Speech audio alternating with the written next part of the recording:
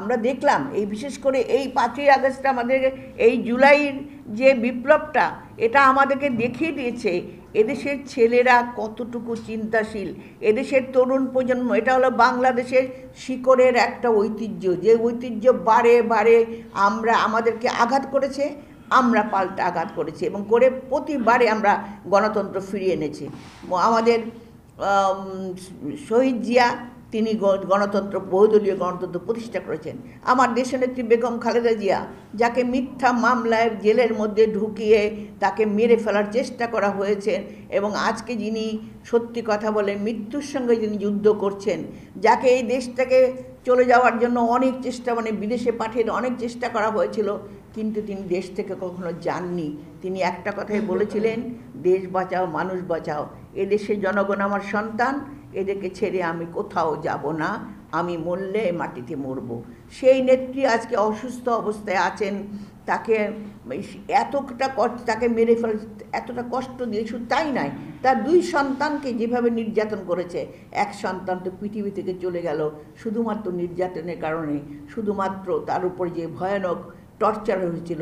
আরেক সন্তান, তাকে মেরে ফেলার চেষ্টা করা হয়েছিল, যিনি কিনা আমাদের ভারপ্রাপ্ত চেয়ারম্যান, যিনি আজকে পুরা বাংলাদেশের জনগণকে ঐক্যবদ্ধ করেছে।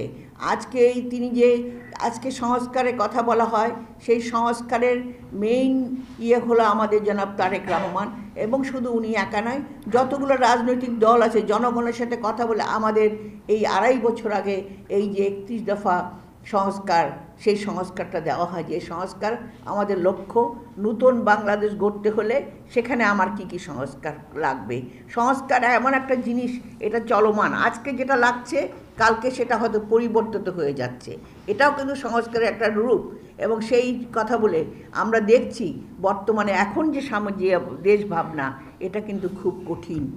এখন আমরা কিন্তু কেউ কিন্তু আরামে নাই, কেউ কিন্তু স্বস্তিতে নাই, এখন আরও ভয়ানক ষড়যন্ত্র চলছে।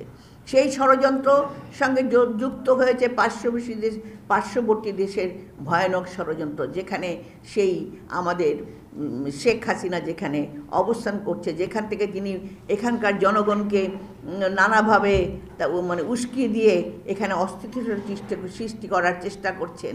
এখানে বিভিন্নভাবে তাদের কিভাবে এখানে গণ্ডগোল লাগানো যায়, এবং তার যে দোসররা, এখানে একটু আগে উজ্জ্বল সাহেব বলছিলেন যে চলচ্চিত্র একটা আমরা জানি বড় একটা জায়গা, যেখান থেকে মানুষের মনের মধ্যে অনেক কিছু, সমাজের যে ভালো জিনিসগুলো তুলে ধরা যায়, সমাজের যে চিন্তা ভাবনাটা সেখানে নাকি এখনও দোসর না, এখনও দোসর যাকে বসানো হয়েছে। শুধু এখানেই নেই, বিভিন্ন জায়গায় সেই ষড়যন্ত্রের দোসররা বসে আছে। পুলিশ কোনো কাজ করে না, আইন শৃঙ্খলা কোনো কাজ নাই। আপনারা দেখেছেন গতকাল আমি দেখলাম সবকটা বিশ্ববিদ্যালয় পরশু জায়গায় ওই যে বাসের মধ্যে যে নারীকে শ্লীলতাহানি করেছে এবং তার সঙ্গে তাকে লুটপাট করেছে, সব মানববন্ধন করেছে। আজকাল আমরা সবাই সচেতন, কিন্তু এই সচেতনতাকে আমাদেরকেই সুন্দরভাবে লাগাতে হবে, চিন্তা করতে হবে, কোনো দোসরকে, কোনো ষড়যন্ত্রকারীকে আমরা জায়গা দেব না।